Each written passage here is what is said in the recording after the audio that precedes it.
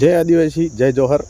મિત્રો, આદિવાસી સમાજનો મસીહા ગણાતો ચૈતરભાઈ વસાવા, જેમને આજે રાજપીપળા સેશન કોર્ટ દ્વારા જે 7 વર્ષની સજાની સુનાવણી કરી દીધી છે અને 7 વર્ષની સજા ફટકારવામાં આવી છે અને સાથે સાથે એમના પત્ની શકુંતલાબેનને પણ 7 વર્ષની સજા ફટકારવામાં આવી છે.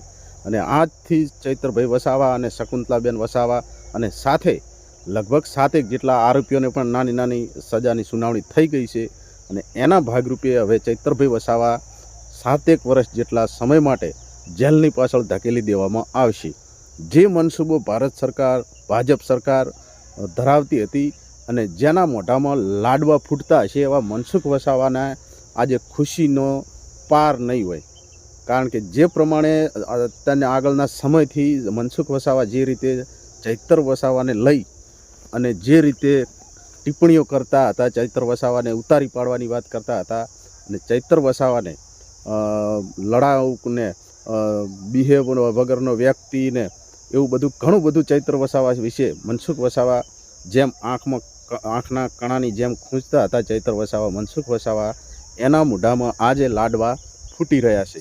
કારણ કે એમને આજે હાશકારો થયો અને જે રીતે કાંટો કાઢવા જે મહેનત કરી રહ્યા હતા એમની મહેનતની આજે એ ખુશીઓ મનાવી રહ્યા છે કે આજે હાશ થયું. ચૈતર વસાવા અમને જે નડતર રૂપ થઈ રહ્યા હતા એ આજે હવે 6-7 વર્ષ માટે જેલ ભેગા થઈ જશે. એટલે અમારે હવે જે રીતે રાજનીતિ કરવી છે એ પ્રમાણે એમને ફાવટ મળી ગઈ છે અને મળી જશે.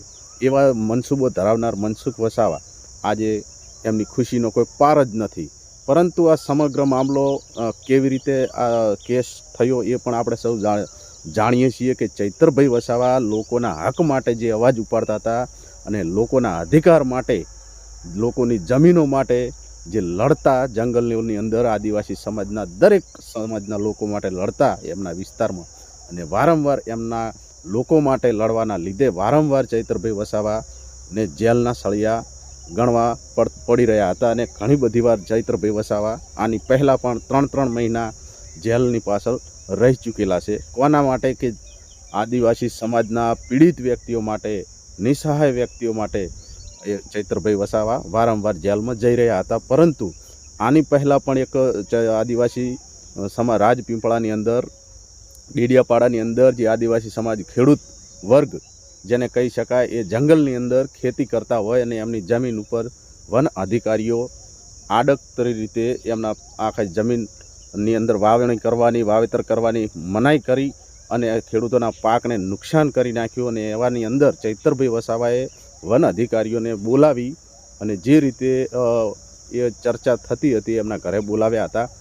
અને ત્યારબાદ જે હંગામો થયો, હોબાળો થયો અને એના વિષયને લઈ ચૈતરભાઈ વસાવાએ એવું સમાચાર મળ્યા કે ફાયરિંગ કરવામાં આવેલું હતું.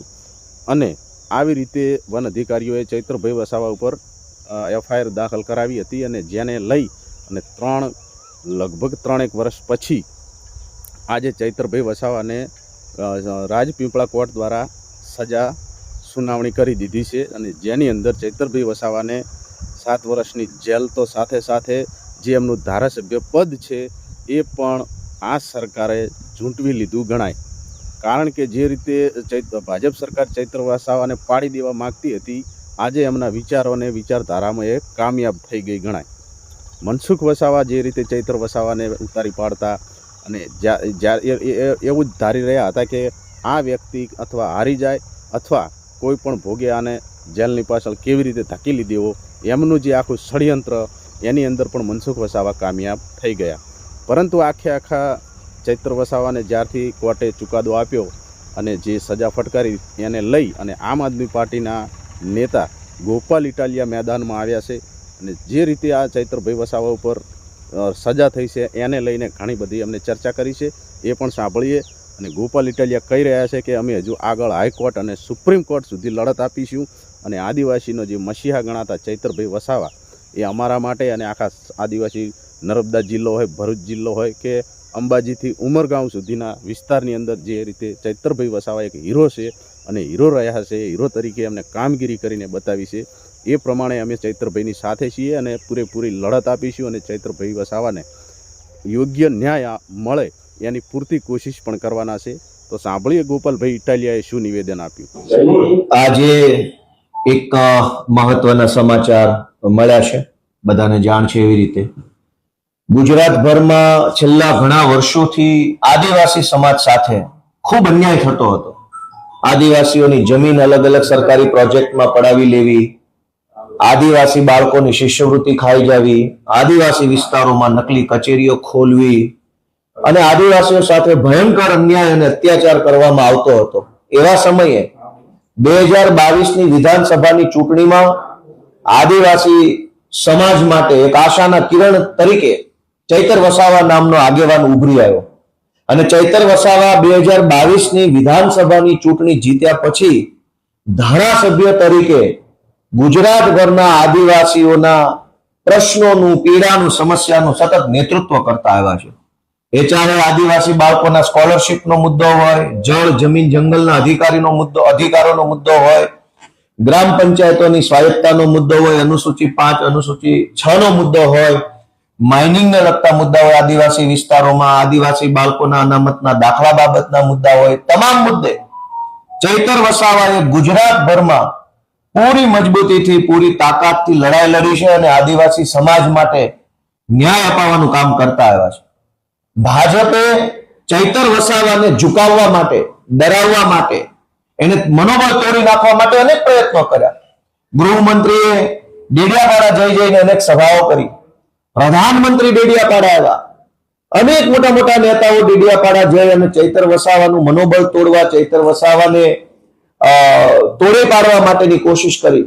પણ ચૈતરભાઈ વસાવા બિરસા મુંડાના વારસદાર છે, વંશજ છે, કે ભાજપ સામે ઝૂક્યા નહીં અને એટલે ભાજપે સરકારી મશીનરીનો ખોટો ઉપયોગ કર્યો. એક સરકારી ખોટો ફરિયાદી ઉભો કર્યો, સરકારી પંચ, સરકારી વકીલ, સરકારી પોલીસ અને બધા સરકારી માણસોએ ભેગા મળી 2 વર્ષ પહેલા ચૈતર વસાવાની સામે ખોટું પ્રપંચ ઉભું કર્યું. ચૈતરભાઈને જેલમાં રાખવામાં આવ્યા અને જેલની અંદર પણ ભાજપ તરફથી એને એવું સામદામ કરવામાં આવ્યું કે ભાઈ તમે પક્ષ પલટો કરી લો તો તકલીફ નહીં પડે. પણ ચૈતર વસાવા ફાઇટર છે. એ આદિવાસી સમાજ માટે, ગુજરાતના લોકો માટે લડવા વાળો માણસ છે, ઝૂકવા વાળો નથી. ભાજપે જ્યારે એમને જેલમાં નાખ્યા તો આદિવાસી સમાજે ચૈતર વસાવા પાસે આશા રાખી.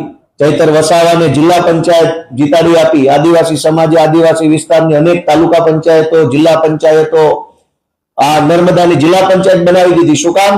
કે આદિવાસી સમાજે જોયું કે ચૈતર વસાવાને દબાવવાની કોશિશ થાય છે. વર્ષો પછી એક મરદ માણસ સમાજ માટે બોલવા લાગ્યો છે, એને ભાજપ દબાવે છે. એ વાત આદિવાસી સમાજે જોઈ, જાણી અને ચૈતર વસાવાને ધારાસભ્ય હતા, સાથે સાથે જિલ્લા પંચાયત પણ આપી. ભાજપના પેટમાં તેલ રેડાયું અને અચાનક જ સજા થઈ ગઈ. સરકારી પંચ, સરકારી પોલીસ, સરકારી વકીલ, ફરિયાદી સરકારી, સાક્ષી સરકારી, બધું જ સરકારી. કેમ આવું? ગુજરાતમાં હજારો ભાજપના માણસોએ ન કરવાના તમામ ધંધાઓ કર્યા છે. એને તો પોલીસ સ્ટેશનના લોકઅપમાં 1 કલાક બેસાડવામાં નથી આવતા. ચૈતર વસાવા જ કેમ? કેમ કે ચૈતર વસાવા ઝૂકતો નથી, ડરતો નથી, ઉભો રહેતો નથી. એ સતત લડ્યા કરે છે, અવાજ ઉઠાવવા કરે છે. વિધાનસભાથી લઈ સડક સુધી, ગામની ગલીથી લઈ અને સર્વોચ્ચ જગ્યાઓ સુધી થઈ એ આદિવાસીઓ માટે લડે છે. આજે બહુ આદિવાસી સમાજ નારાજ થયો છે, દુઃખી થયો છે. ભાજપે જે ષડયંત્ર કરીને આદિવાસીઓના અવાજને દબાવવાનું જે કામ કર્યું છે એનો જવાબ ચૈતર વસાવા આપશે. આમ આદમી પાર્ટી તો આપશે જ આપશે, પણ આદિવાસી સમાજ ભાજપને જવાબ આપવાની છે આજે ભાજપે જે ષડયંત્ર કર્યું છે એનો. Thank you. સાક્ષી સરકારી, પોલીસ સરકારી, ફરિયાદી સરકારી, વિટનેસીસ બધા સરકારી, પંચનામું સરકારી, બધું જ સરકારી છે. તો સ્વાભાવિક છે કે આખું ષડયંત્ર ઉભું કરવામાં આવ્યું છે ચૈતર વસાવાની વિરુદ્ધમાં. ચૈતર વસાવાને કહેવામાં આવ્યું હતું ભાજપ દ્વારા કે પાર્ટી બદલી નાખો, બધું સારું થઈ જશે. પાર્ટી બદલી હોત તો આ ચુકાદો ના આવે.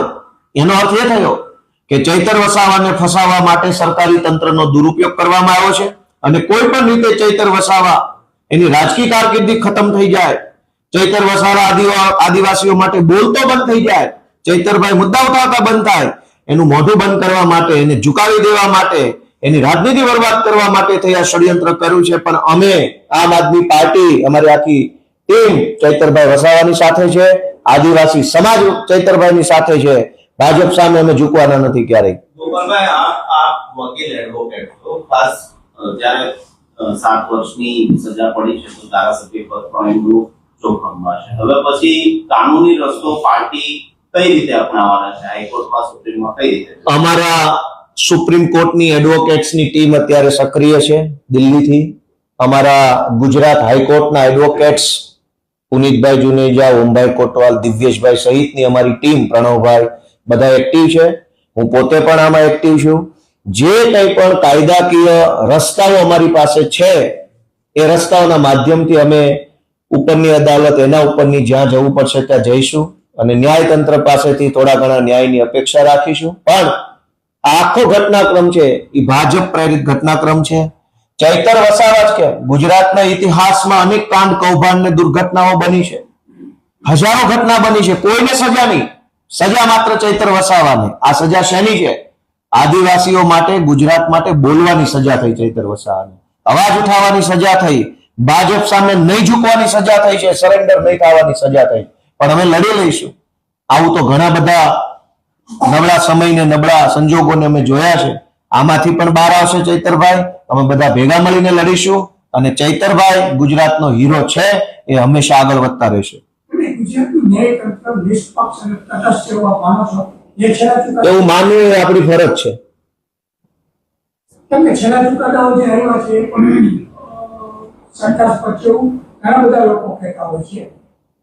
લોકો કહે છે તો એ વાતમાં કંઈક હશે જ. ગોપાલભાઈ ઇટાલિયાની આપણે વાત સાંભળી, ચર્ચા સાંભળી, જેને લઈ અને ક્યાંક એવું લાગી રહ્યું છે કે આમ આદમી પાર્ટી અને સાથે ચૈતરભાઈ વસાવાના જે વકીલો હશે એ બધા આગળ કદાચ જો મહેનત કરશે તો ચૈતરભાઈ વસાવાને યોગ્ય રાહત મળી શકે છે અથવા યોગ્ય ન્યાય મળી શકે છે. અને જે એમનું ધારાસભ્ય પદ આજે રદ થઈ જશે જેલમાં ગયા પછી, એની અંદર પણ જો કંઈક સારી એવા સમાચાર મળે તો હાઈકોર્ટ અને સુપ્રીમ કોર્ટની અંદર જ્યારે આ કેસ લડવામાં આવશે ત્યારે આપણને બધું સામે આવશે કે શું થશે આગળ, શું નહીં થાય. ત્યાં સુધી આપણે રજા માગીએ વિડીયોની અંદર. મળીએ નવા વિડીયોમાં, આગળની અપડેટમાં. રજા આપશો. જય જય ગરવી ગુજરાત, જય જોહાર.